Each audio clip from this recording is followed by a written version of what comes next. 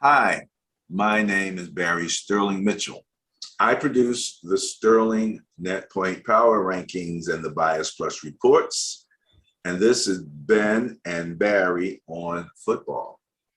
Hello out there. This is Ben Dickerson, your co-host, ready and actually very, very ready to get through the rest of our important series on the best job in the NFL, which is backup quarterback. Today, I believe we are doing the NFC South. Is that correct? Absolutely, absolutely. And let me make sure that people remember to click the subscribe button and the notification bell. All right, I said it. Make sure that was said. Oh yeah, there's some surprises built into this.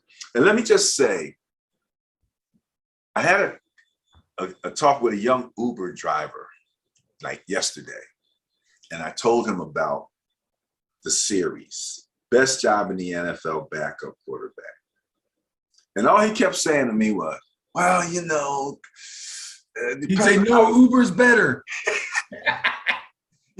Depends on how you feel about it. See, like everybody wants to play, and I'm like, that's got a point. I'm like, you're absolutely right. They do want to play. Every backup, second and third string, fourth string quarterback in the NFL wants to play. But in the meantime, until they get that option, they're making $800 to $1 million per year. Well, I'm like, dude. So I'm thinking to myself later, I should have asked them, would you tell somebody who could sit on the bench and make $800,000? No, go play in the USFL for $45,000. Is that what you would recommend? You know what I mean? It's a job. We understand with all of that, even with the starters, there's a level of job to it, but there's just a level of job if you're not, getting everything you want out of it, all the full emotional satisfaction of being a starter and a star and all of that kind of stuff. But yet you're in the league. And that was, to me, I was like, I can understand how you feel. I would have felt that way at your age probably too. Prime example, and we talked about this, Kyle Lauletta, who played in the USFL this past season, was already in the NFL. He was on the Giants roster. He was the backup quarterback. And I'm sure he made more when he was there than he did as a starting quarterback for the Philadelphia Stars, or whatever team he was playing for. I forget, it might not have been the Stars.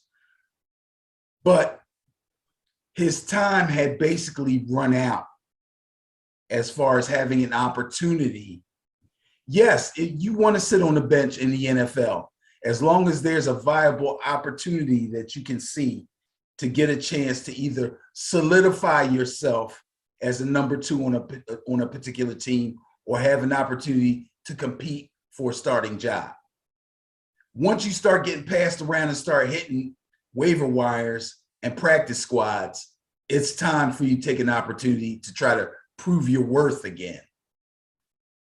So in that respect, I get it, but what you said is right. Would you rather sit on the bench for $800,000, or would you rather go to another league and start for $100,000? Remember the backup to Jaws, the black guy. He played really well against, like, in the one or two times when Johnny Walton. Is that his name? I remember back then he was the backup, and I thought he was better than Jaws personally, to be quite honest with you. So did I. Every time he came in, he lit it up. Okay? Yes, he did. He was sitting on the bench way back then, making, I believe, $700,000 a year. If that.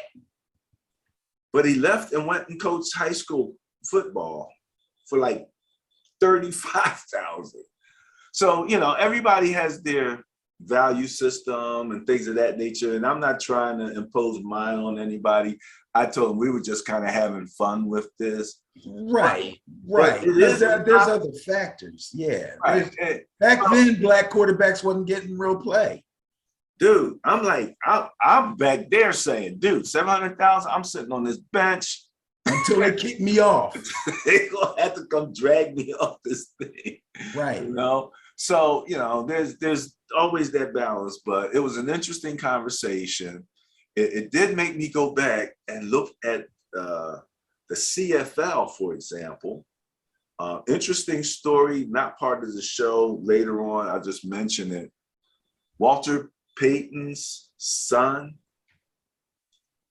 I think he had been with an NFL team. He wasn't getting any play. They let him go. And apparently he had some interest from the Packers. Yeah, he's a backup for the Titans. Backup for the Titans. And he said, no. He went and played in the CFL because he said no Peyton is ever going to wear a Packer jersey. Okay, that's personal. That's personal. Oh my, I read this, I'm like, holy mackerel. But again, maybe if your dad's Walter Payton, money ain't an issue so much. No, that's personal. But that is personal. In his heart. You can afford to be personal though. But okay, I thought it was hilarious. One of the top things. So we have a number of things. We're going to be visiting our social media, especially our Facebook page a little later on in the show. Talk about some of the hot topics that have happened over the last week, and there are a number of things that have just burst out on the scene. Before we jump in, I want to mention one thing, Benny. We're going to talk a little bit more about the CFL. Because did you know that the CFL was a 3-down league? It's funny. I watch bits and pieces of games if I happen to stumble across them, but I'm more looking at plays and skill position players rather than paying attention to the rules of the game. I don't want to say I knew that, but I kind of felt like something was going on that was a little bit different. If in fact that's the case, I'm sure it's because it's all about keeping the game going and flowing and fast and furious and the emphasis on skill, such as the bigger field.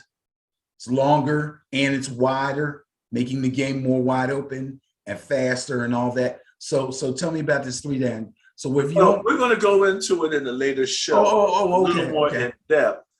But it was just funny because it's almost like a point of contention in the CFL, where like the head of the league is like, we're a 3-down league. We're always going to be a 3-down league. It's like, apparently there was some issues with some potential rule changes coming up, and that it was, so you know he got his back up. So we'll talk about that in a later show. But can I ask one question? Sure. Do you know if or not? And you may not know.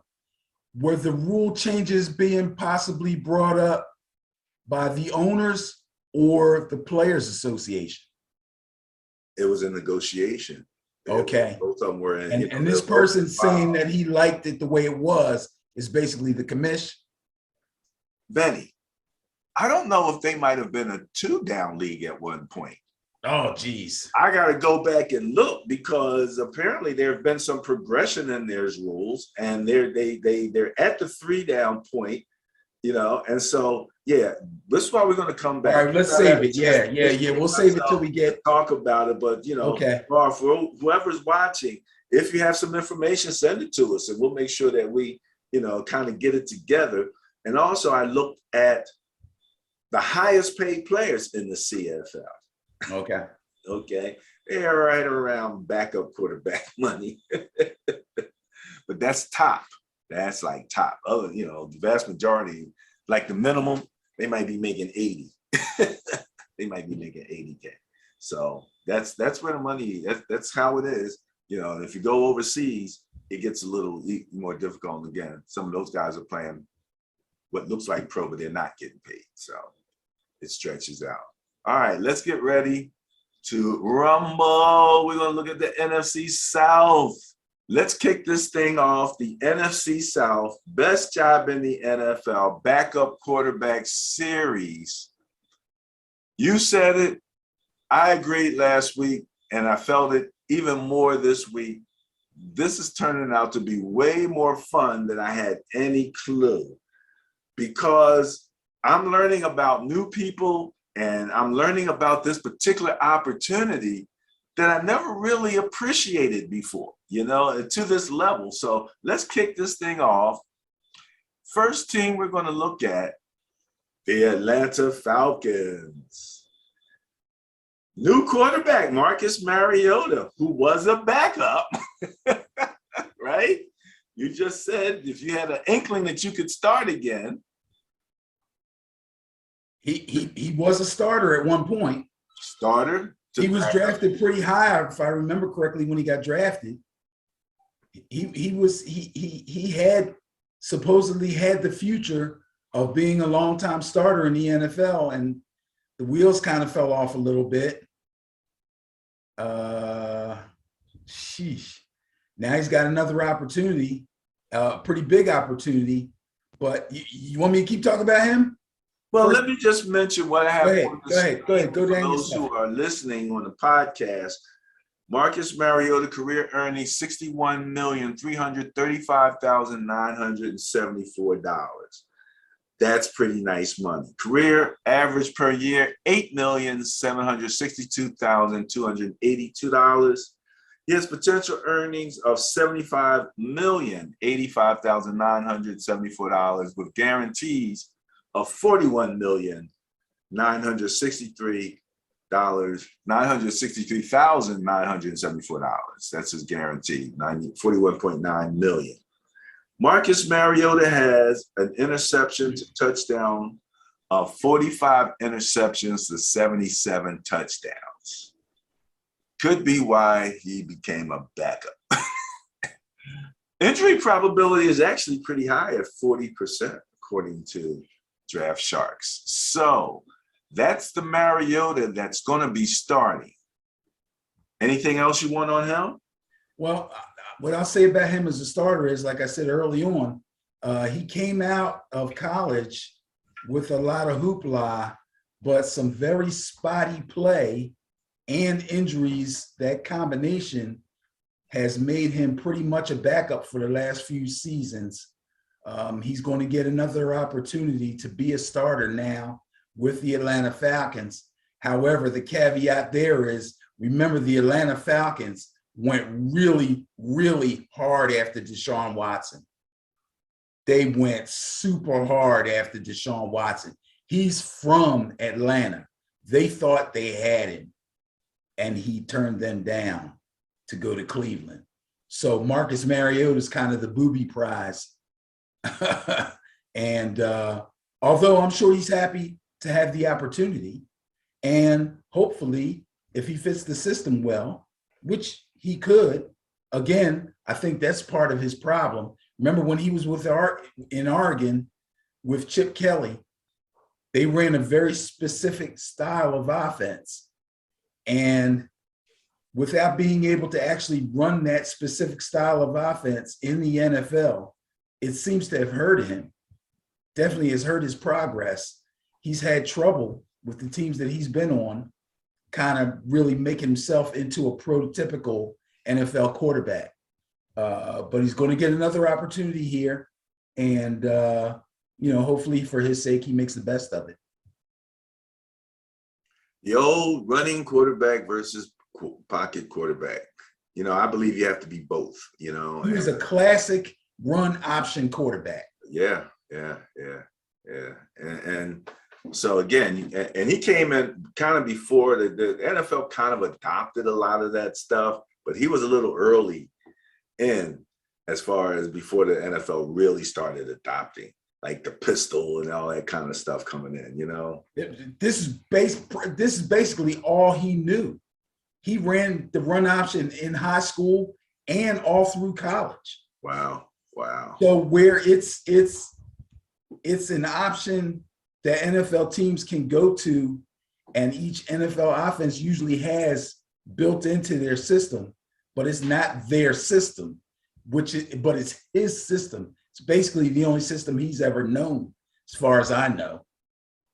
Backing up Derek Carr with the Raiders, I saw a number of times when they decided to go wildcat option, and they would take Derek Carr out and put him in. Sure. That's really the situations that he got some playing time, when he was with them. So they didn't try to move him into being a pocket quarterback, like backing up Derek Carr, and all of that.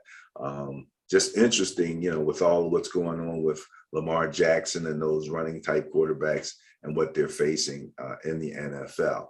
So who would be backing up this man who has career earnings of over $61 million?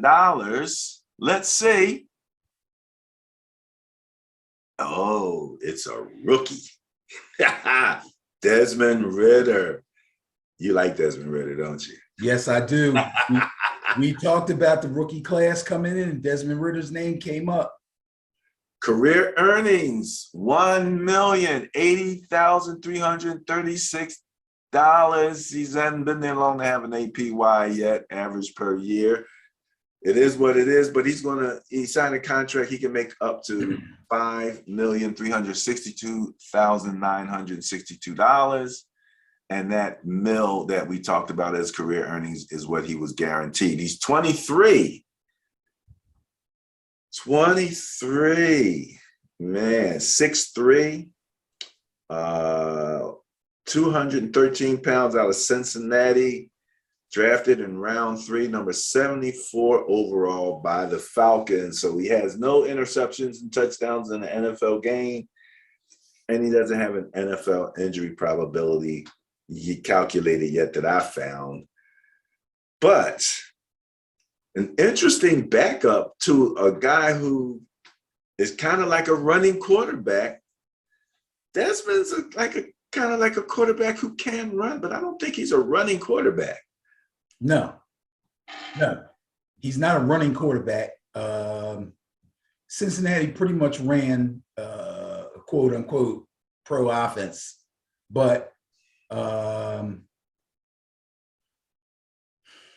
can I put this? If in fact the Atlanta Falcons, and I haven't heard a lot of news out of Atlanta, I expect to hear more now that training camps have started.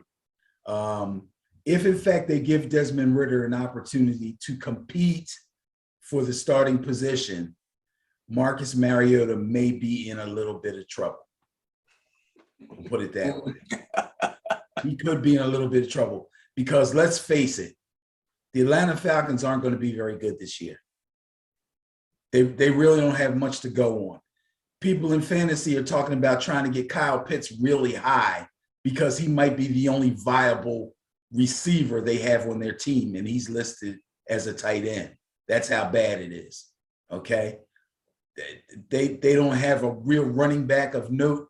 Their offense is going to be pretty much remedial, okay? So if, in fact, you have a rookie quarterback that you drafted pretty high and gave him a nice little rookie contract to, you might want to give him a chance to see if he can run this thing and hang in there long enough and not get his head knocked off to be your quarterback of the future. But again, I don't know what the Falcons' plans are, if they want Ridder to sit back and hope that Mariota can keep the ship afloat for at least one season, maybe two, to give Ridder a chance to settle in. We'll see. But like I said, if there's a real competition, Mariota better watch out. Well, I'm thinking about Mariota in the same way that I've thought about my man Garoppolo, starting with the rookie as a backup. Both of them have pretty high injury probability. So there's a good chance you're going to see Desmond Ridder. Anyway, right? Anyway. And again, you're a running quarterback. It increases your probability of injury. I mean, that's just the way it is. Everybody understands it. And so, he's going to have to deal with that. So, okay, Desmond Ridder as the backup, not bad coming in your first year and getting into the NFL. Bam, you're a millionaire.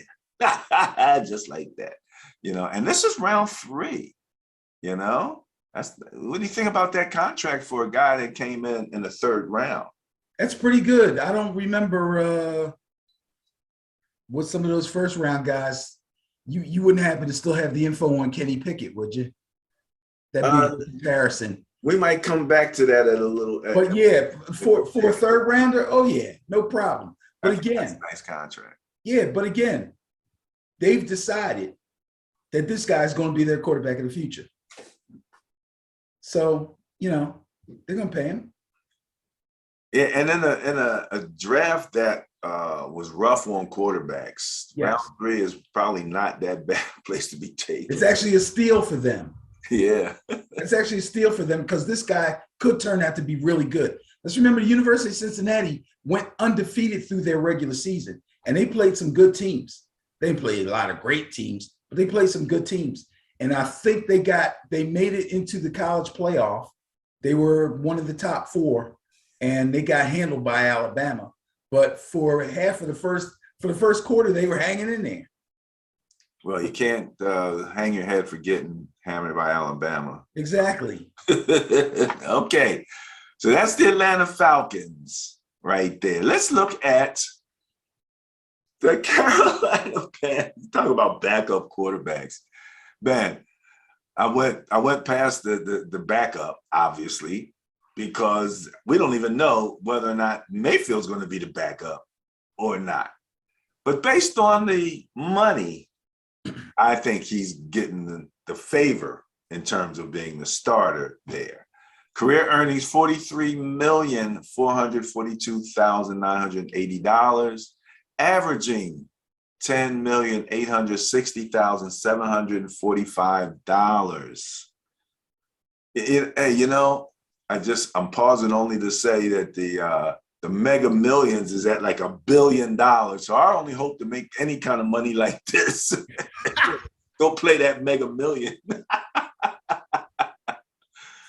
Potential earnings, $37,800,980 with guarantees of $48,040,980. Baker Mayfield has a 56 interception to 92 touchdown ratio. That ain't great. You'll see greatness in this particular division. He has an injury probability of 12%. So before we go further, Baker Mayfield, sir, what you got? Well, let's take it from the bottom and work our way up. That injury probability of 12%, half of that is based on his heart. I will give him that. This guy played almost the entire 2021 season injured, but played through it. He gets banged up, but he's a strong guy and he's able to play through. So I got to give him credit for that. Also, what you said in reference to his salary, kind of giving him the leg up as the starter, I would agree with that.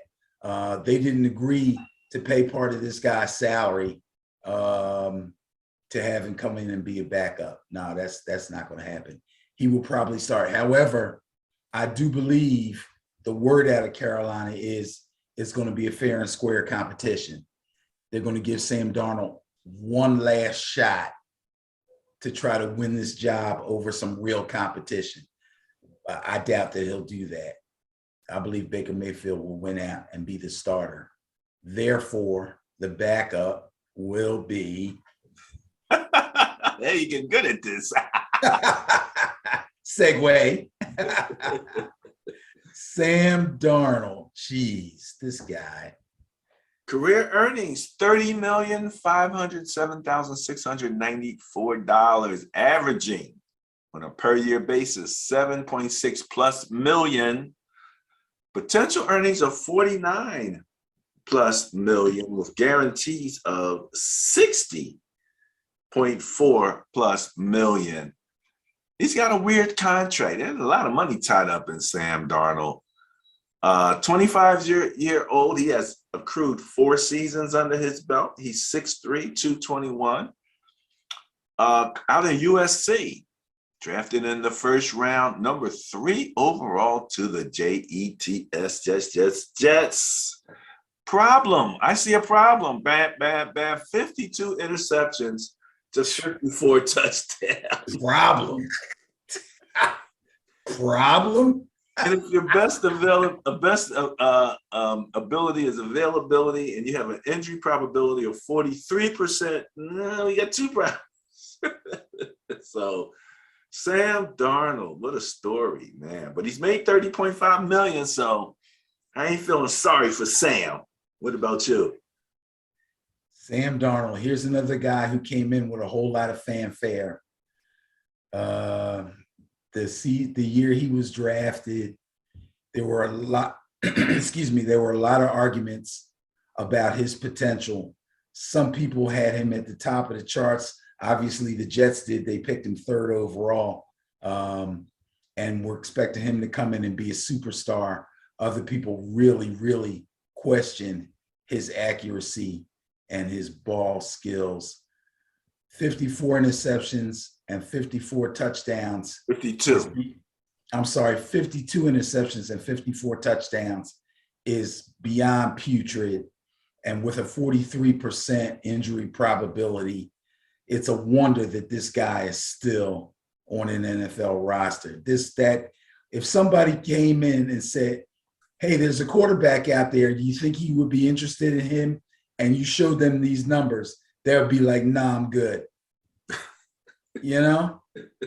But he's been able to get moved around to teams that really, including the Jets who drafted him, teams who really, really need a quarterback. And because he had such great potential, he was able to nail down jobs, but not keep them. Okay. He caught Carolina very much in need of a quarterback. And, you know, even I look sometimes at players and say, who knows, maybe a change of scenery will be good for a guy, you know? I'm with you. I got we both said, well, Sam Darnold, well, maybe when he gets there, right, because he can show flashes. He showed flashes. But you know, last season was pretty much a total failure for this guy. So he's even the touchdowns that he scored, a lot of them he just ran them in. You know, if he had thrown them, that touchdown to interception ratio might have been worse. And it's possible he didn't throw them because he couldn't read the defense or find the open receiver. So, and which also is bad. All right. And he hasn't shown the propensity to be good at either one of those things. So, you know, now the environment, the situation that he's in, well, it's a little different also because the Panthers are also bringing in some other people. They brought in Matt Corral. There's another third-round quarterback. This is good. Look at his salary compared to Ritter. Same draft, same round. Yeah, Ritter was $1 million, right? Yep. Yeah.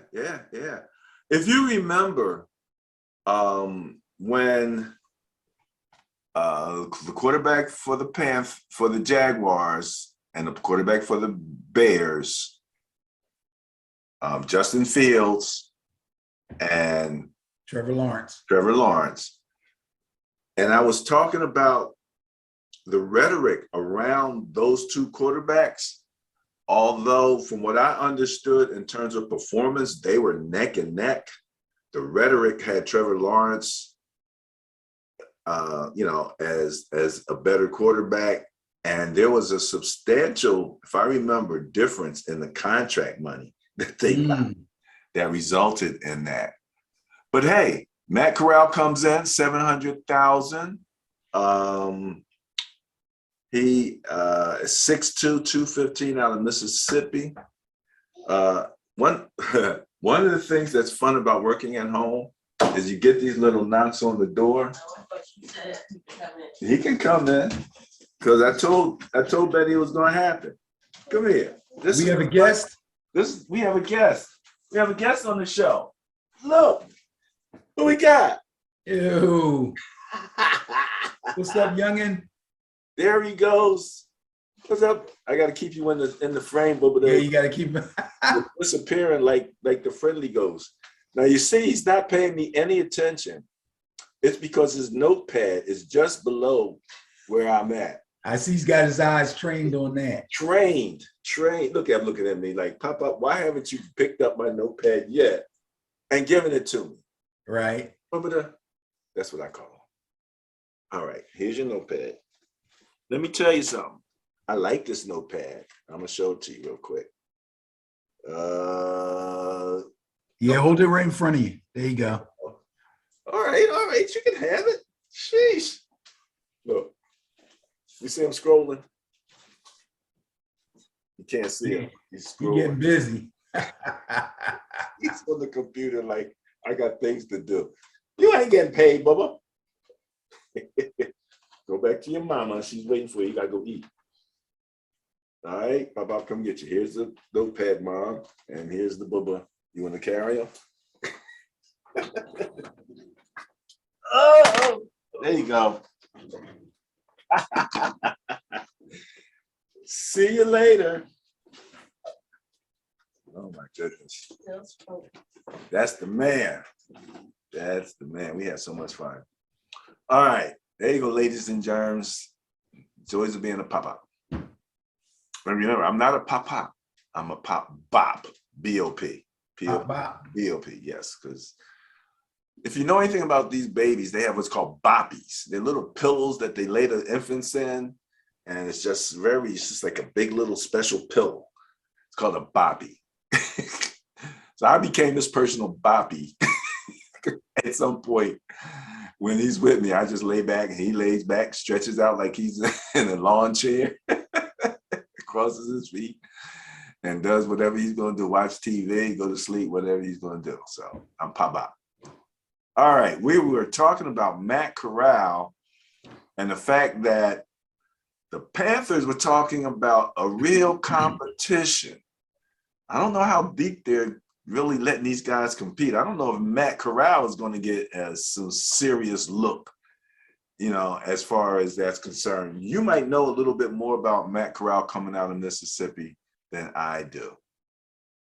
Well, I'll put it this way. I think we'll see a ton of Matt Corral in the preseason.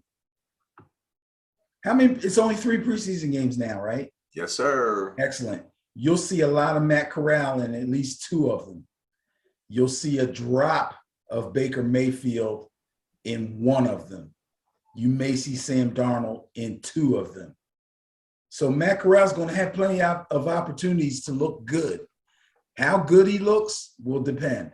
But I'm sure in 1 of those games, they're going to give him a chance to play with the starters, at least 1 of them. Well, he may get a chance, but what about PJ Walker? Is he going to get a chance? Poor PJ. And by the way, I looked for him a couple times and I couldn't find him. His name is Philip. Okay. Philip Walker. That Okay. name sounds familiar? No, I've always known him as PJ. Like my nephew's name? No, even at Temple, they called him PJ. Right. No, I'm saying that's my nephew's name. That's Philip. I know that. I know. It was a family joke. $1.8 million career earnings, $462,450 average per year. Okay. He's 27 out of Temple, 201, weighs 201, 2017 undrafted free agent by the Colts.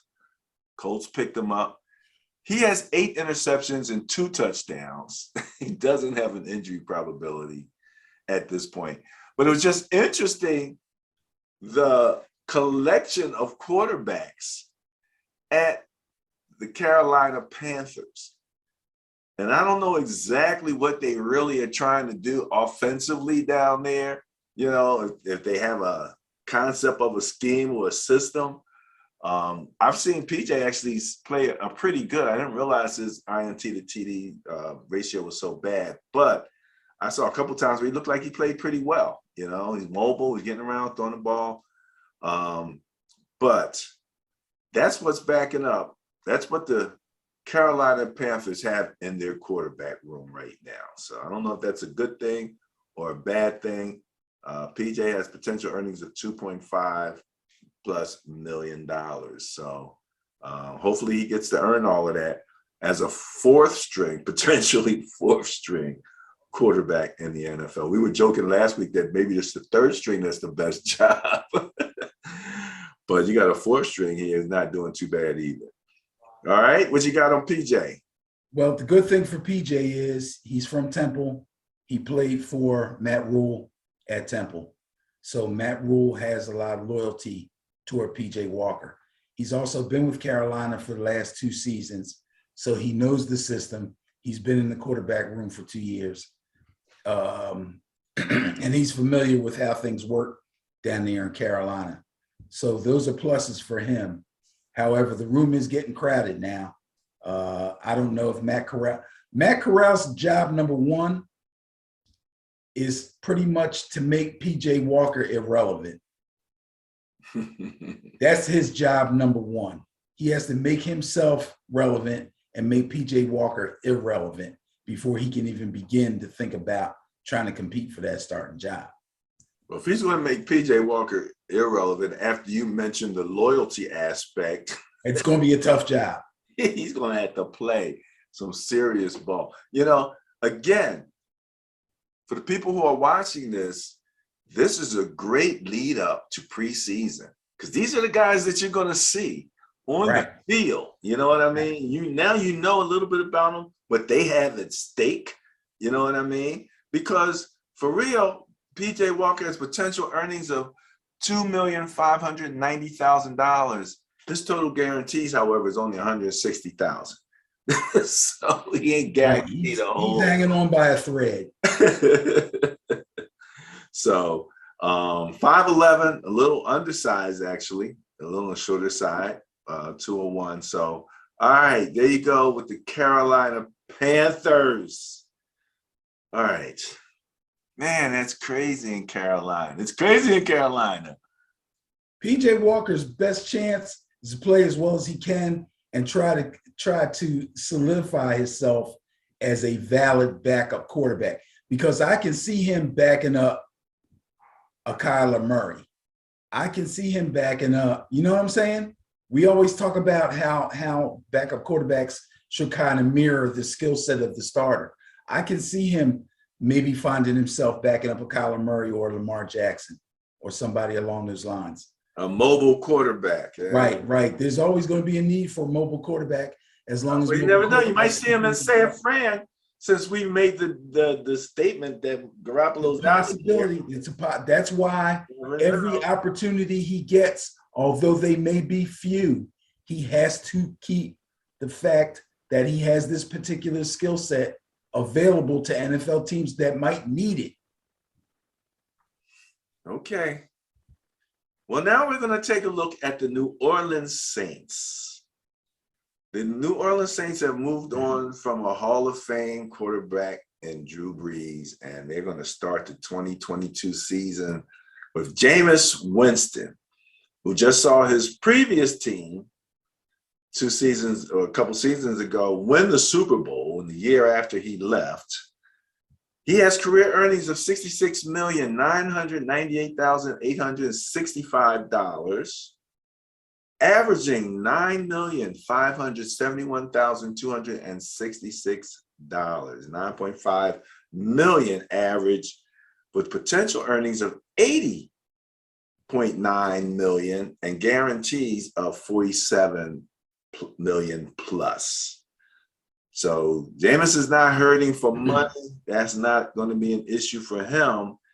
What could be more of an issue is 91 interceptions to 135 touchdowns. That's way too close to a 1-to-1 ratio to be a Super Bowl winning quarterback. Injury probability is 29%. So the question is, now that he's in New Orleans, now that he's sat behind Drew Brees, and he also has a new coach at this point, so it's a little new. And Jameis Winston, there's some questions even about his top receiver, whether he's ready to come back.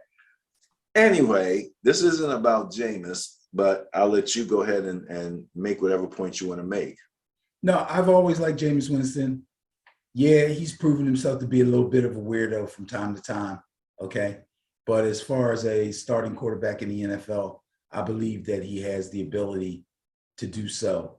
This is probably his best opportunity to actually solidify himself a spot on a team that's not bad, not exactly rebuilding, but is going to need him to be the leader. And they in turn are going to have to sort of kind of build the team around, at least build the offense around him. If in fact they do that, the best of Jameis Winston is still yet to come. As far as the interception to touchdown ratio, yeah, he had some problems early on, accuracy issues and reading defensives issues. However, I blame Bruce Arians a lot for the troubles that he had in Tampa Bay. Nobody paid any attention to no risk it, no biscuit when Jameis was there throwing the ball all over the yard. Soon as Tom Brady got there, no risk it, no biscuit got thrown out the window. It was talked about. First game or two, it was still talked about. And then Tom Brady's like, forget that no risk it, no biscuit stuff. We're not doing that no more. And it was gone. So in Jameis Winston's defense, Bruce Arians, I think, didn't do anything to help him when he was in Tampa Bay.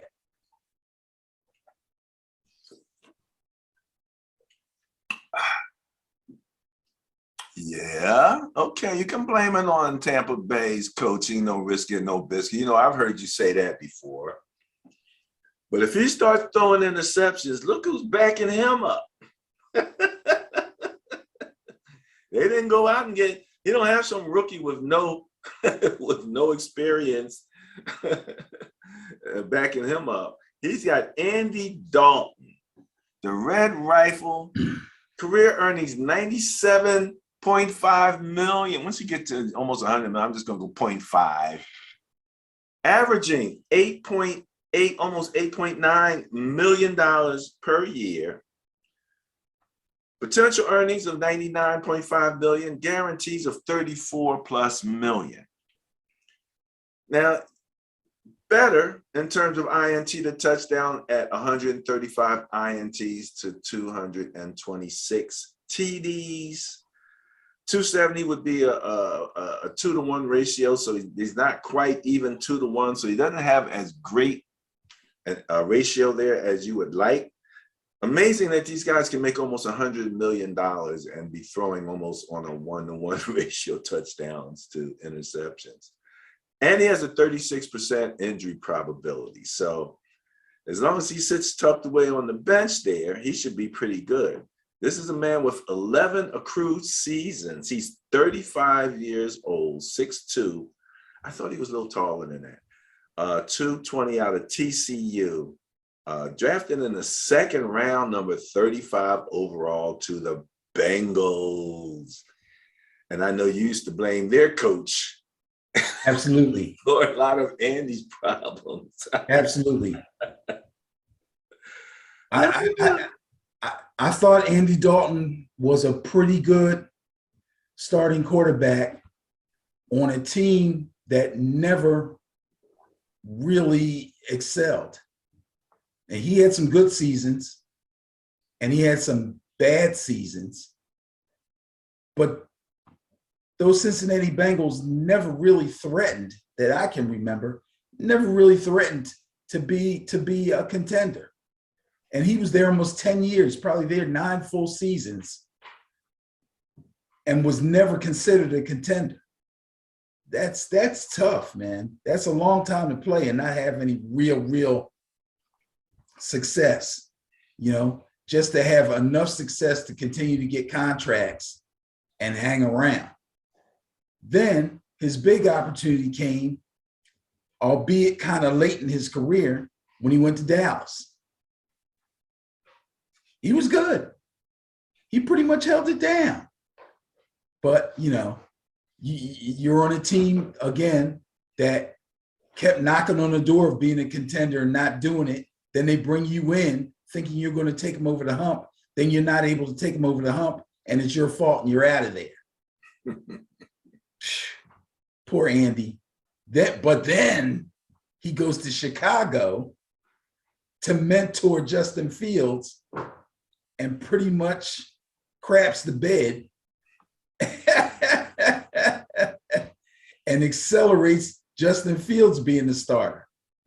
So what are you going to do? Yes, that's an interesting synopsis of Andy Dalton's career you just laid out there. I mean, just not good enough.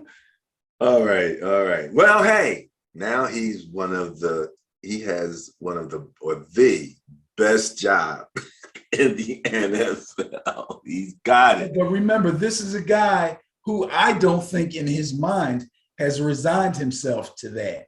I think he feels like he can still start somewhere.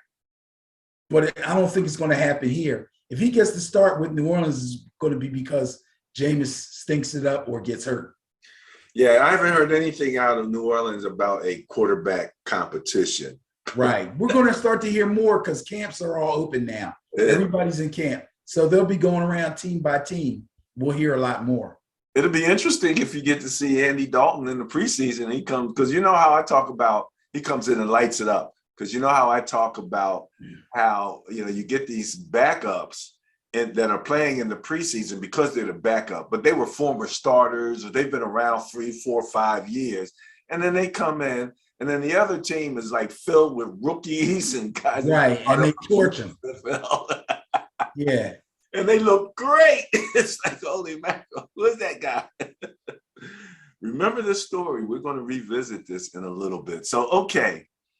Andy Dalton backing up Jameis Winston. You think Jameis is looking over his shoulder a little bit? Nah, I doubt it. Okay. All right. All right. This is the fourth and last team in the NFC South. And of course, if you're going to, finish it out, you might as well finish it out with the GOAT. Normally for the starter, I don't put accrued seasons, but it's just interesting to see it in writing.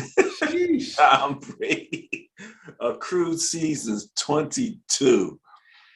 You think he's fighting for his Social Security too? He's going to make sure he gets all of it. Yeah. Get all of it. Career earnings $302,619,794. $302 million. Now that sounds like a lottery hit, don't it? Career. Just think about all the seasons where he took less money to keep other teammates happy. Such a great point that you make, and I think it contributed to their winning. To be quite honest with you, because, absolutely, and we talk about that, Anyway, average still $13,755,445. That's his average, 13.7 million plus.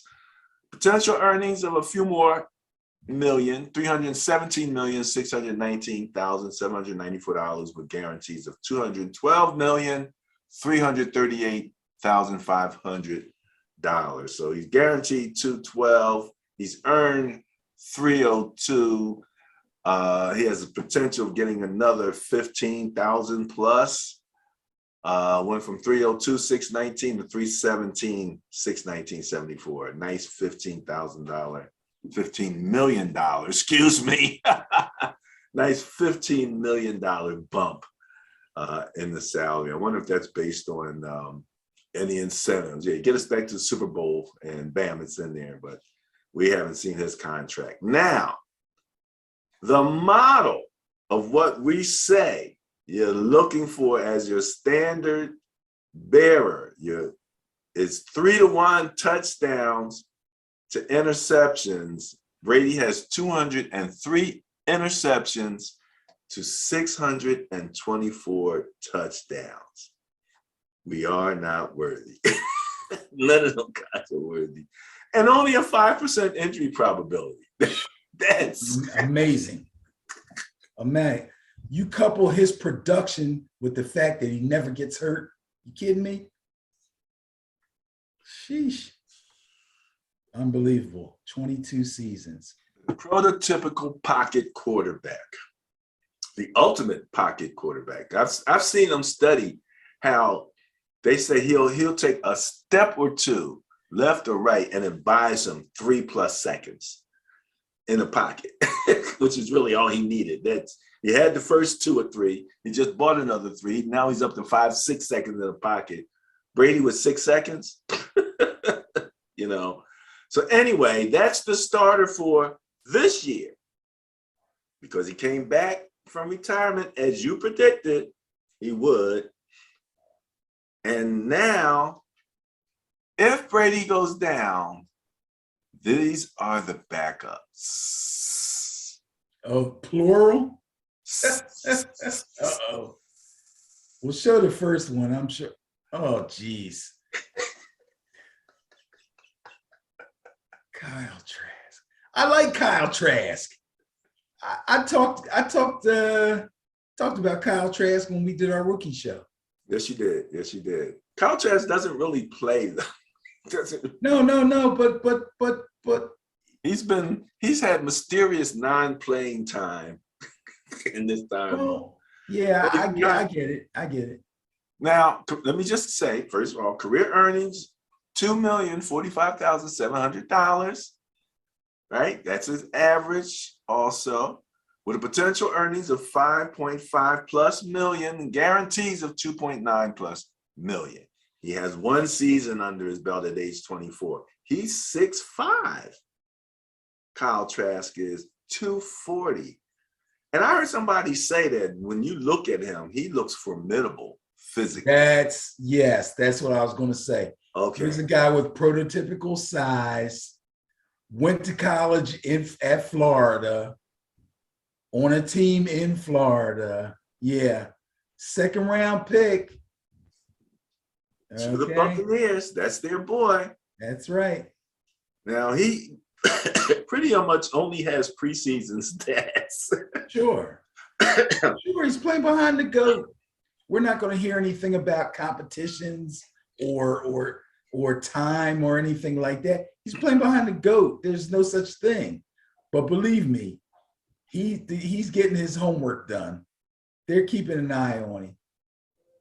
Well, he could have some competition, Benny, because behind him is a gentleman named Ryan Griffin. Look at that face. This is the most fun part of my research so far. He's an undrafted free agent. Look at his age. Holy smokes. Ryan Griffin. He's got 8 seasons. All right, I'm embarrassed. Because I do not know Ryan Griffin. I'm embarrassed. Let me give the financials on Ryan Griffin real quick. Because again, this challenges my notion that the second string is the best. But no. Ryan Griffin's career earnings of $7,235,977. And I'm still thinking about my Uber driver. Right. Career average per year, $803,997. So he's averaging $800,000 a year with potential earnings of 8.1, close to 8.2 million, and about $500,000, that's 525,000 in guarantees. Oh, God. He has accrued seasons of 8. Accrued seasons. He is 6'5", 206 out of Tulane, an undrafted free agent who went to the Saints in 2013. He has 0 touchdowns, 0 interceptions, and no injury probability. And nobody knows who this guy is. Ben. This dude is collecting a check. And nobody except his mom knows who he is. I love him. I love him. Oh my God. For the life of me, I have nothing on Ryan Griffin. I'm embarrassed. You want, but okay, I'm going to make you feel better. Look at this. There's a stat line. That's the only time he ever touched the field? That's it. 2019. Ah, Wait, he got in 2 games? he got in 2 games. Completed 2 passes out of 4 attempts.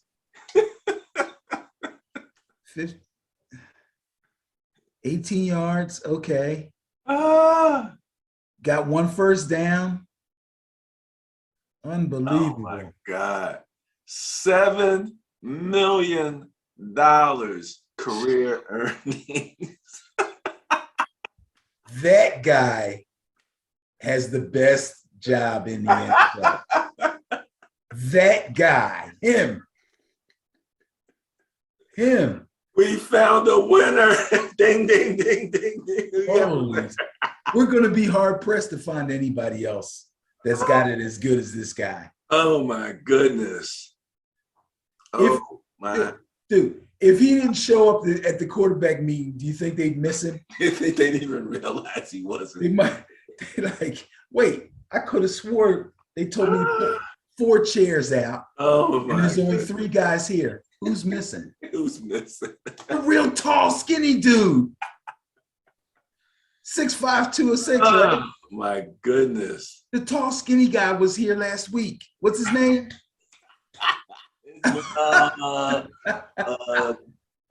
Griffin, right? Something Griffin. Something. Is he related to RG3?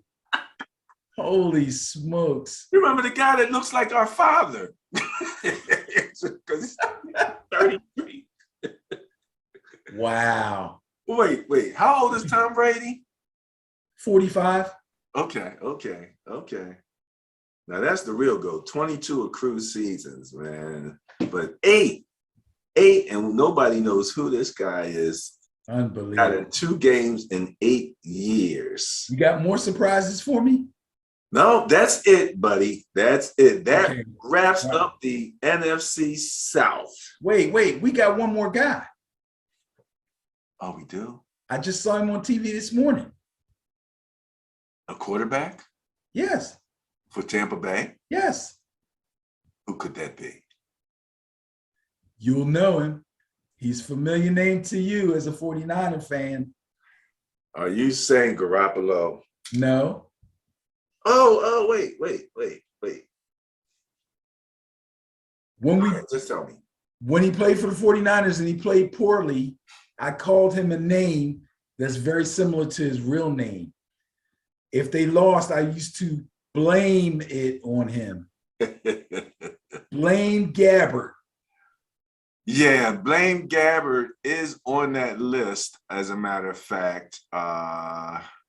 You got him there. There he I is. got him here, but he was so far down. And once I got to Ryan, my mind was blown. Well, okay, so here's the deal, the way I see it for Tampa Bay. I think Blaine Gabbert is the true backup. I think Kyle Trask is pretty much set in stone as their quarterback of the future. You know, when you have a guy that's been around as long as Brady, you got to still think to the future some kind of way, okay? But there's no pressure on Kyle Trask to really do anything spectacular. But I think he's done enough in meetings and practices and things like that where they feel pretty good about him being their quarterback of the future. But if, in fact, something was excuse me, when you say future, are you talking about next year?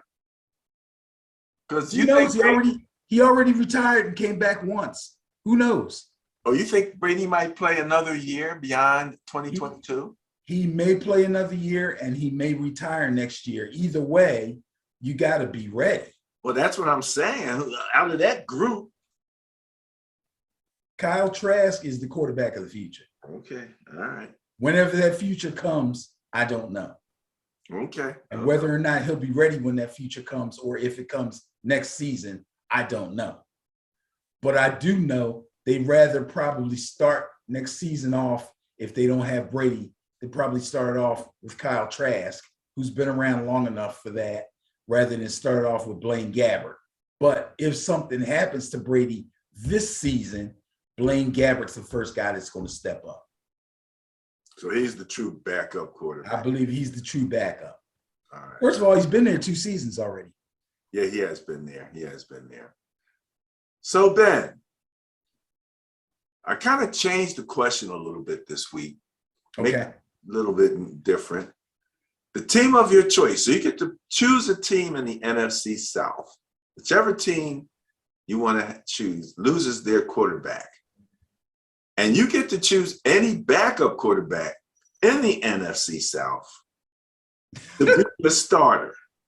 So you could choose the Atlanta Falcons and say, I want Kyle Trask to be my starter if Mariota goes down, to take me to the next level, to complete my Super Bowl quest. So you get to choose the team, and you get to choose the guy that's going to carry you forward should your starter go down. Who you got? Can I do all 4 teams? I kind of like all 4 teams. Choose from all 4 teams, but you got to choose one. I like where all 4 teams are as far as where the team itself is and who the backup is. In other words, the Tampa Bay Buccaneers are a Super Bowl contender. I like the fact that they have a Blaine Gabbert. I wouldn't want Sam Darnold backing up Tom Brady, because if Brady went down, they're done. Blaine Gabbert is the only guy I see amongst these names with the very, very small possibility of Andy Dalton of pulling a Nick Foles. So I'm talking about Tampa Bay right now as far as the team. So if you chose Tampa Bay to beat that team, you would stick with Blaine Gabbert. With a small possibility of Andy Dalton. Yeah, I kept wondering. I'm like, he's not going to go to Dalton. He's not going to go to Dalton. No, I've seen Andy Dalton really screw up in big games. I've seen Gabbert do it too, but because Gabbert's been there for 2 seasons already, I give him a little bit. I give him a little edge. Well, you know, if we weren't talking about just completing the Super Bowl quest, and you were talking about the Buccaneers, if we're just talking about the quarterback of the future out of this group, I would have went with Desmond Ridder for that choice. For the Buccaneers? Yes. Really? Yeah. If Kyle Trask had a really good college career, you know. and he's got the size that you like. Well, you know, 6'5" is a nice size. Ritter's what, 6'3"? I think 6'3" is a good size. You know, it's funny, when you get to a certain height, your mobility changes. You become more sticky in the way that you move.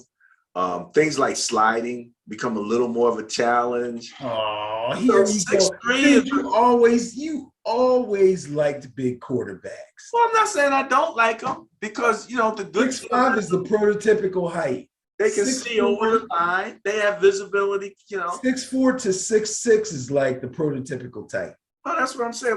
That's like 6'3". I think he's just under 6'4". No, 6'3" is fine. I have no problem with 6'3". That's what I'm saying. He's Desmond Ridder. I'm good with. And again, the mobility factor favors the smaller, you know, the shorter person. Okay. So, you know, when you're trying to balance all of that, remember, I'm not positive or negative. I believe there's positive and negative in both of them. So I'm looking at both sides.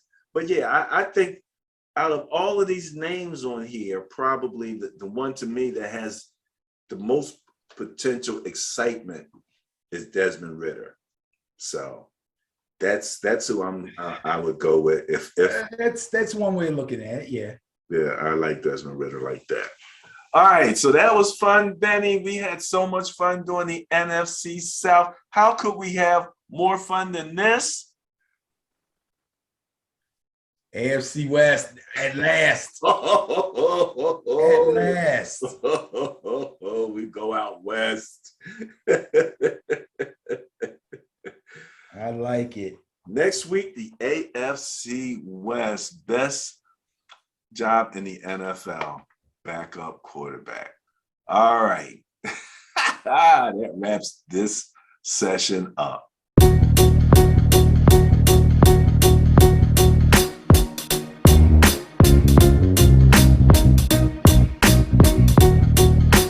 Okay. So starting out, Ben, you and I have had some back and forth relative to Madden ratings. And the Madden ratings are just starting to come out now. And it'll be interesting to see what you think about the running back ratings. But the thing that I wanted to mention to you, because you were saying like it doesn't seem like it adds up in many cases, is that even as I went back and looked at it, a couple things came out. Number one, these ratings, depending on the position, are weighted. So that changes the math right there. That takes the simple out of the mathematical equations once you start weighting different ratings. So for example, a Derrick Henry, the punting category is not going to apply to him much, but the ability to stiff arm, which is a category, could be more heavily weighted for a running back than it would be for a punter. So the ratings apply to those 43 ratings. They have those on every rating on every player. So like if you can't kick, you might be a 13 in the ratings as opposed to a 99. But that's ridiculous. No, it's not ridiculous. It's just a standardization across the board. Sometimes you find out that you have a player who might have an interesting capability that you didn't know about. But long story short, then that should be rated for that player. If you don't have that, then you shouldn't get a grade for it. Well, you'll get a grade for it. You will get a grade for it. But that grade's arbitrary. Well, I don't know how arbitrary it is. However, you do get a grade, and it's weighted. If you've never seen the guy pick up a ball and kick it, again, how can you give him a grade? Again, it's why they weight it. So that, but if it doesn't apply, it's weighted less, and it's pretty much insignificant in its overall grade effect. But it's not insignificant. It's pulling the guy's number down. It's not pulling it down much because it's weighted less. Again, that's the whole point. And then secondly, it's relative. So when you have rookies, there actually was 2 tiers of categorizations, for what I understand, and I'm not sure if they still have it, between rookies and non-rookies. So the rookies generally will have a lower rating just because they're rookies.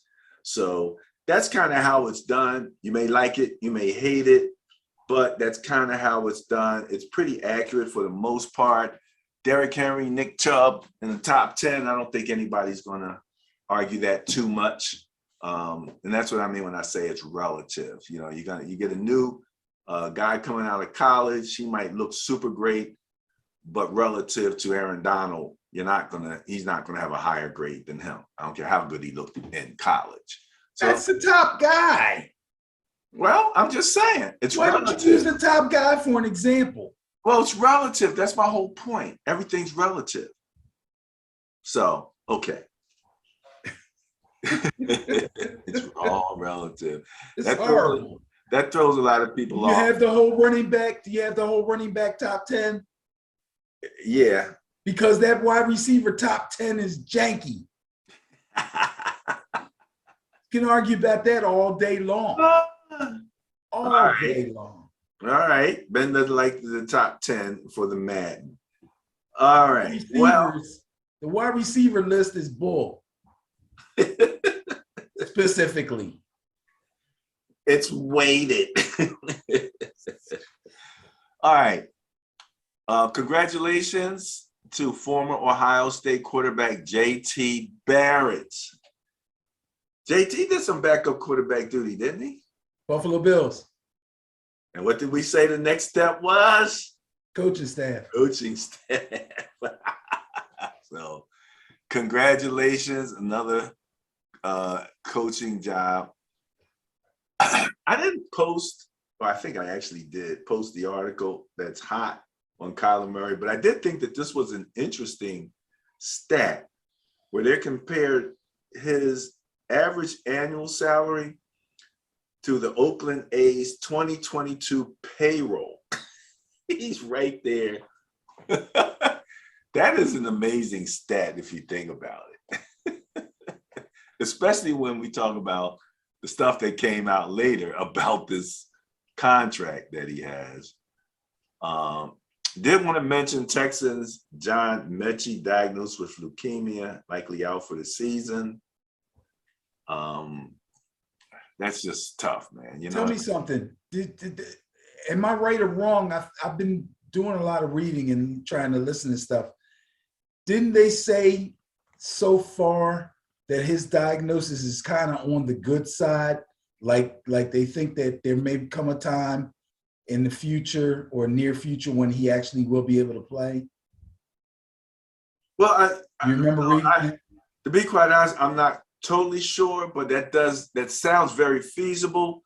If you Okay. think about who's the running back that left the Steelers and went to the Cardinals, Yeah. Connor was a cancer survivor, Right. able to come back and play. I believe he also had leukemia. Yeah, a few guys, have been able to do that. So Right. we'll keep our fingers crossed that he joins that and is able to get and do. He had a pretty good 40, didn't he? He had a real good 40. He had a real good 40. Yeah, I kind of remember that.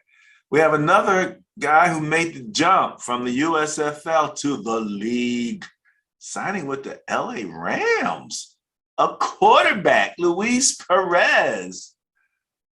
Did we already do? Huh? Didn't we already do the NFC West? No, We haven't done NFC West yet. that's actually going to be the last division. Okay, make sure he's in there. Yeah, you got a point. I got to make sure he's in there.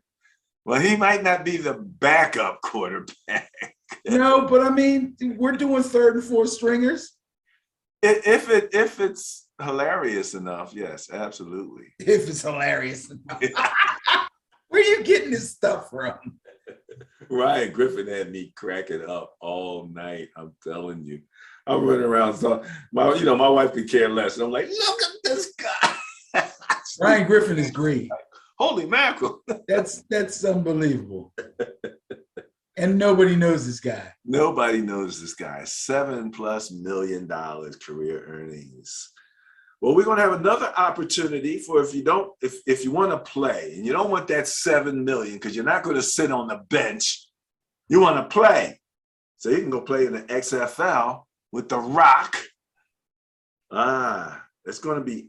They're announcing the 8 cities. I didn't even look. Let me see here. What they got?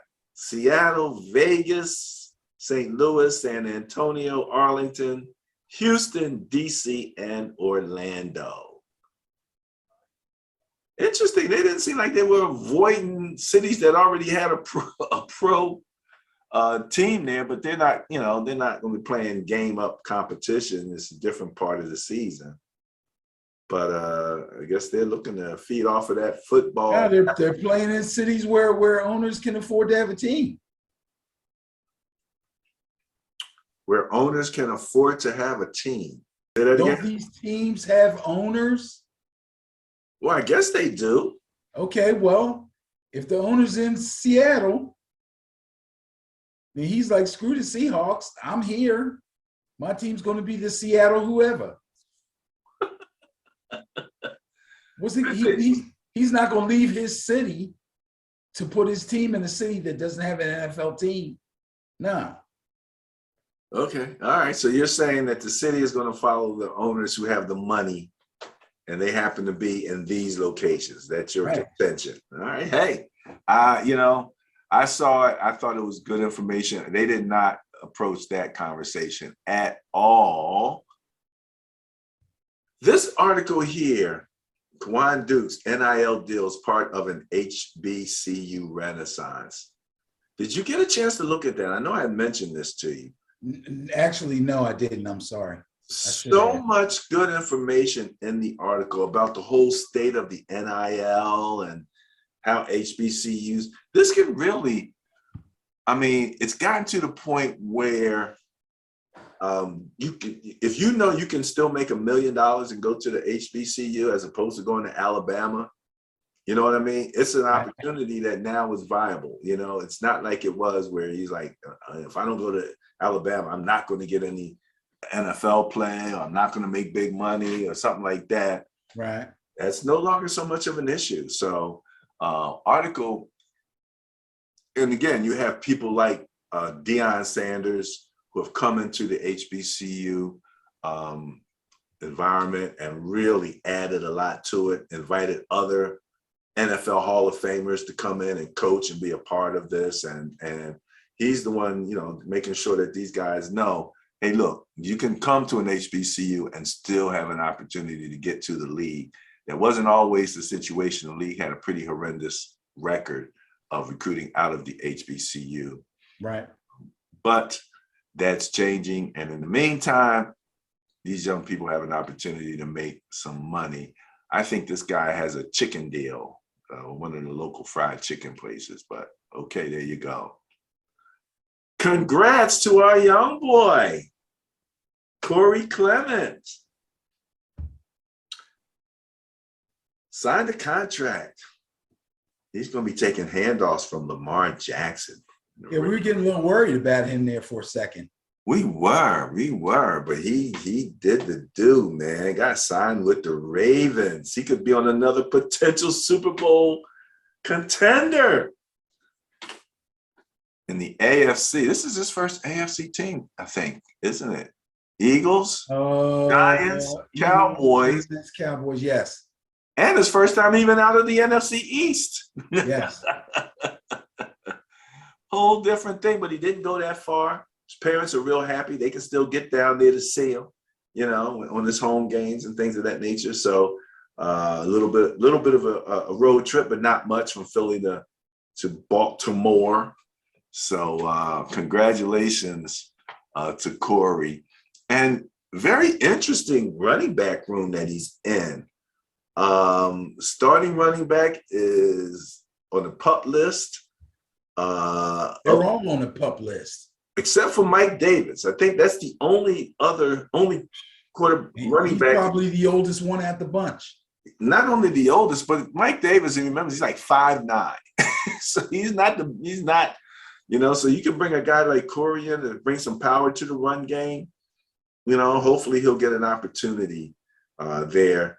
If not, we know that, he normally plays great in all of the special team situations. He gets out there and he does it all. He'll go down, make the tackle, he'll take the ball and and run back. He'll return punts, return kicks. He does all of that stuff. He looked like he was in absolute fantastic shape. So congratulations to Corey picking up. We're not going to throw his contract out right away, but not a bad contract either, Corey. All righty. So while we were talking about people on the physically unable to perform or PUP list, I just decided to include, as of, what was this, like yesterday, the 25th, every player that's on the PUP list. There's surprises on that list, Benny. I don't know if you had a chance to look at it at all. Surprises like who?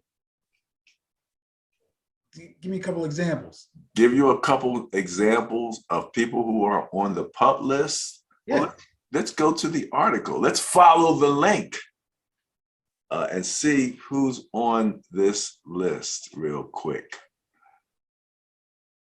All right.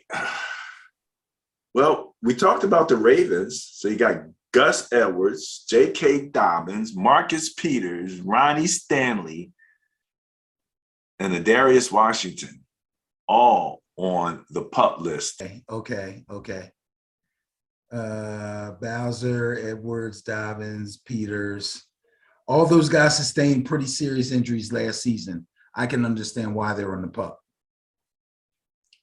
Tre'Davious White, that's a surprise. Shaq Thompson. Yeah. Roquan Smith, linebacker. Yeah, I remember him getting hurt. Yeah. Bengals tackle Lyle Collins. That ain't good.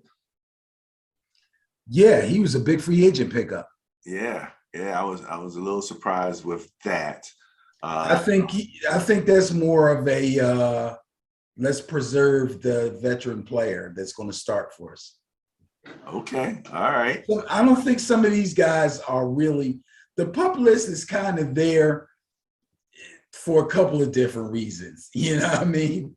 That's the easy way of saying I don't want this guy to play just yet. Okay. The Packers have a lot of guys on the PUP list. They sure do. That's a long list. The kicker, Mason Crosby, David Bakhtiari. Yeah. Bakhtiari is a veteran player who they seriously need, who they do not want to play in any preseason games, and probably will do little to nothing in training camp. They're protecting him. Mason Crosby probably woke up with an ingrown toenail. These are old dudes that they just don't want to work them hard. So they got to put in the tight end. The tight end, he actually was injured last season. Right, he was. He finished up the season, I believe, injured. Yeah, he was banged up. He was for sure banged up. Yeah, so Chargers only have a few people. Jalen Ramsey for the Rams. We kind of knew about that. He got hurt in the Super Bowl, didn't he?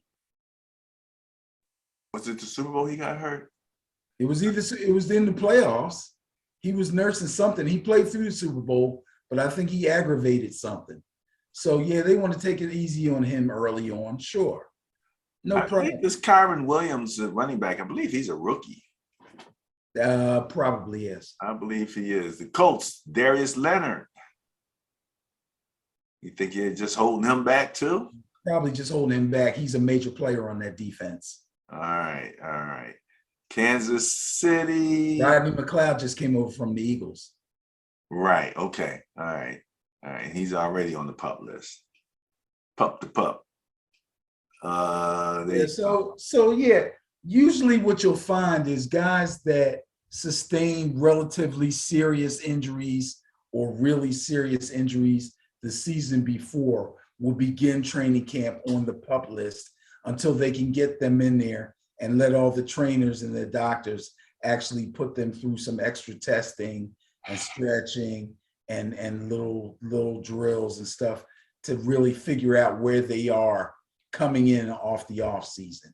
And then at that point, they'll either leave them on there or they'll take them off the pup list, which means that they're ready to go through regular training camp regimen and get ready for preseason games. Washington's Commanders with Logan Thomas, their tight end, and Chase Young, both on the Logan Thomas. I remember Logan Thomas getting hurt because I had him on a couple of fantasy teams. That was a big blow for my fantasy team. He was having himself a nice season before he went down. Okay. All right.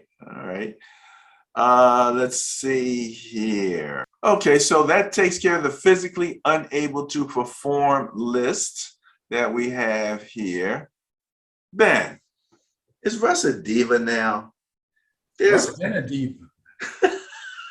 They said he's a lot more high maintenance than other quarterbacks.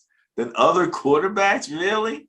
They say he needs extra hotel rooms, an office at the facility. All right, now this says NFL GM says Broncos Russell Wilson is a lot more high maintenance than other quarterbacks. I'm going to assume that's an unnamed source. There's been a lot of unnamed sources making statements lately, getting a lot of play. Okay. But yeah. Another one of those unnamed sources, they talked to some GM. So you're saying it's not a big deal, eh? I mean, do we really care? Really? I don't know. It's just it's an interesting point. What are some of the things Russ always seemed to be so much an everyday guy, kind of a down-to-earth guy to me anyway. So tell me again, what are the things that they're using as examples? Again, he's got entourage. He needs an office at the facility, extra hotel rooms on the road, and all that stuff. Okay, he's got an entourage. So what? There's been guys with entourages forever. Extra hotel rooms. His family travels with him probably a lot more than some other guys' families. Office at the facility. He's the freaking starting quarterback who spends a lot of time on film and stuff. Sure, why shouldn't he have his own office at the facility? So where he can do extra work. It's not like he wants an office so he can sit in there with his feet up and smoke cigars. Come on, man. What's the big deal? Well, I don't know. Sports Illustrated says here in 2018, apparently whatever he was doing was, quote, rubbing others on the team the wrong way. they thought Carroll believed that the star signal caller was, quote, too emotionally fragile to handle the kind of criticism dished out to his teammates. So that kind of all comes along with the diva thing. I just thought it was interesting. I never thought of him so much as a diva, and I guess that's why I kind of thought that was an interesting, article that it came out, and they're talking about, Russ as a diva. Let's remember what happened there at the end of his Seahawks tenure, okay? For some reason, he felt like he was one of those guys, like maybe a Brady or whatever, where his say-so or his input about what's going on the team meant something to the front office. And he started to speak his mind about what the team needed. And he started to talk about the offensive line. And some of the players, maybe he didn't word it exactly the right way, but some of the players took offense. And then when they shot back at him, he went, wait, no, I still love you. He got caught up in that. Now, he has nobody to blame but himself. But it's not like he wasn't telling the truth. Well, you remember what our man said? You can't be back there burping the baby. That's true, especially. I've been doing a little bit of burping back there, running around. And again, for a lineman, especially when you know them guys can't keep nobody off you. You can't say, I need an upgrade on the offensive line, and then stand back there and burp the baby and take sacks when you already know you got to get rid of the ball. That's like my flag quarterback. He'll call a play, a guy will run the wrong route, and he'll throw the ball where the guy should have been, and then yell at him for running the wrong route instead of looking for the number 2 receiver.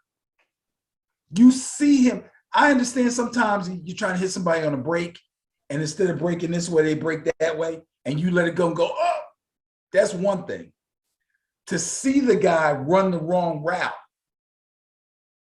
and not look for the secondary receiver, but just loft the ball out there and say, that's where you're supposed to be. No. You don't do that. You're supposed to make the play work first, then come back and tell the guy where he went wrong. Practice or games, especially games. Because if you throw a pick on something that was preventable, trying to make a point, that's ridiculous. So if he's back there burping the baby, trying to make a point, you already said you want new offensive linemen. You already know they can't protect you. So you got to get rid of the ball. You can't take the sack and say, see, I told you so. That's not conducive to winning games. So I'll give you that one. Interesting. Okay. All right. Well, Ben, we're going to wrap this thing up. We have one more point on our page that I did want to share real quick. I still love you, Jeff. If Jeff is watching. Oh my goodness. Last week we under the bus. Yeah, I know. Wait till he sees this. Last week we talked about Jamie Erdahl as the new member of yeah. We forgot about Kimmy. Oh, we couldn't remember Kimmy Check's name. Oh, I'm like, how did we forget Kimmy Checks of all people? But she's got a show, doesn't she? Yeah, that's what I was saying. I think she's heavily involved in the NFL's streaming initiatives. Okay.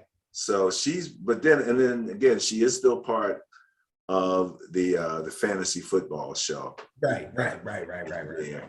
So, but it was like we were having brain aneurysms trying to come up with her name last week. Right. And I literally had to just keep looking and do the research and find out. Yeah, she's the Fantasy Live Show. These 4, yes, that's the Fantasy Live Show. That's the thing. And every once in a while, your girl comes on there as a guest. Yes, every once in a while.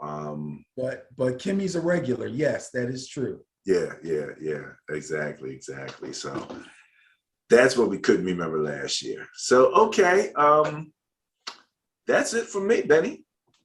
What else you got? I got something else. Uh-oh. Yeah, uh-oh is right. So I'm watching TV this morning. This morning. Yeah. And my man, what's his first name? Broussard. You know who I'm talking about. Oh yeah, Broussard with the group on First Things First. Things First. Yeah. So I really look at Broussard as a basketball, as an NBA guy. But he knows the NFL too, and he's got some good insights on the NFL. Mr. Broussard agrees with you about Jimmy G and the 49ers.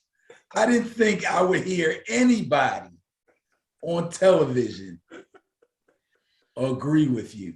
Now, he agrees a little bit differently from you, but he agrees. There's no way the 49ers should let Garoppolo go. And now here's the difference between kind of like your statement and his. When I said to you, should they keep him and start him? You said yes. You said that there's no problem in letting Trey Lance have some extra time to get ready. But then I said, do you think Trey Lance is ready to start? And you also said yes. In my mind, he can't be both.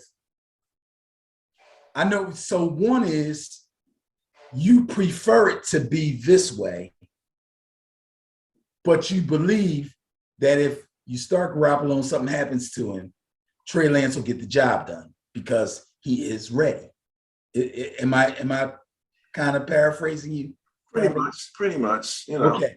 I mean, I prefer Jimmy. I mean, again, his experience level and the fact that we're not a rebuilding team. We're at the precipice of going to the Super Bowl. We're a Super Bowl contender right now. That makes Garoppolo your preference. Got you. But if they decide not to go that way, you believe Trey Lance is ready to take over? I've been playing with Trey Lance and Madden all along. Even though I say in real life, see, just what I say, I know the difference. Yeah. Real life, Garoppolo, but virtually, they were so close. And again, the only difference being awareness. And for the quarterback, since I'm the awareness, I'm like, okay, Garoppolo, you can sit down. Right. But long story short, yeah, I would have stuck with Jimmy and Broussard. I think I actually kind of heard that while I was. His take is he believes Trey Lance is ready. He believes Trey Lance should start. And he believes that the smart thing for the 49ers to do would be to keep him. And when the arguments came up, which were the same arguments I was giving, that I believe the 49ers believe in, the fact that you don't want a guy like Garoppolo looking over his shoulder, he countered that by saying Jimmy Garoppolo is one of the few guys who has been a longtime starter who wouldn't be a burden to a young guy taking over. He's a very quiet, laid back, mentoring kind of guy who would take that quietly. Then we talked about paying the amount of money that they're paying for somebody like him to be a backup. And he said for the 49ers, and obviously he knows a lot more about their salary structure than you and I do. He said 20 million, 26 million, I think was the number he gave. Ain't that big a deal to them. I said that to you last week. Remember I said, what's he make, about 25 million? Yeah. To me, that's a big deal. But to him, knowing their salary structure, he says to them, that shouldn't be that big a deal. Now, I can't speak on that. Remember, I also mentioned 25 million can go a long way at other positions. But remember when I said to you about having a budget for the quarterback position? Yes, but I kind of mentioned that because you got to have it somewhere in there set aside for your quarterback. Yeah, I get it. But who sets aside 26 million for a backup quarterback? Well, again, so you're looking at as a backup quarterback, and I understand that.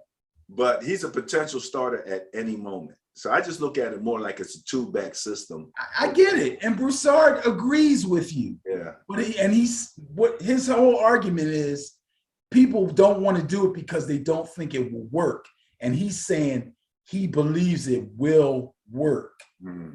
Okay, so he even said that if in fact Trey Lance stubs his toe, doesn't do well, that there's going to be a big uproar in the locker room. And from what he knows and who he's talked to, he doesn't think that's the case. He said these guys really, really like Trey Lance. Not that they like Garoppolo any less, but the players in that locker room do believe in Trey Lance. And they, if nobody else, think that he's ready.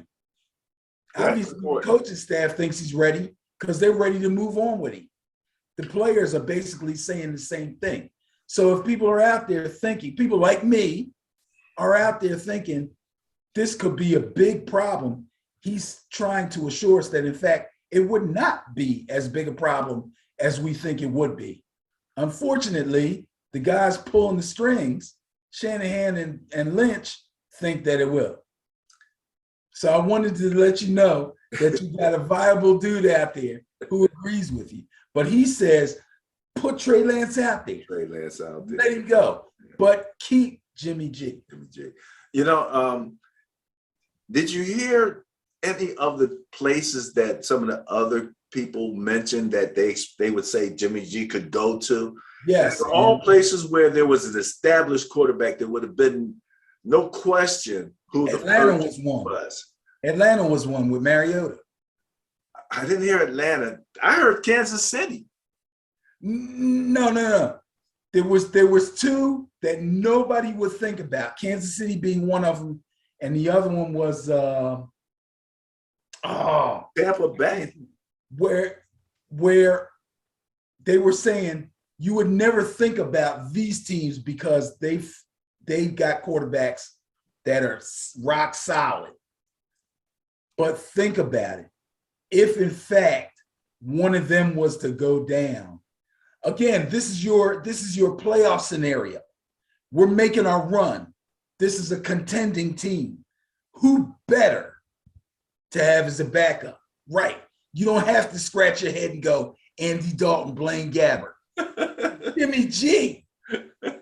This guy's just coming off of a conference championship. He was a couple plays away from a Super Bowl. Who better? Right. But here's the thing. That's a little bit of next level thinking on the part of these teams. Somebody going to pick up that $26 million contract. But guess what? We're going to find out, because it pretty much seems like if they can't get a trade partner, they're going to cut him. And if they cut him, he ain't going to be out there long. Trust me, he ain't going to be out there long. Somebody's going to snatch him up. I don't know what the status of his contract is if they cut him. I don't know if he. I don't either. If they were saying on TV, they were saying it goes to zero. What I don't know about that. Yeah, I have to find out. He's got to have some kind of guaranteed money. Or something. That's what I'm thinking. But if he has guaranteed money, it's guaranteed by the Niners, so they would have to pay that. Same thing we had with the Mayfield situation. There was part of that money that the Browns had to pay. You know, this is going to be interesting. But him ending up on a contending team is quite the possibility.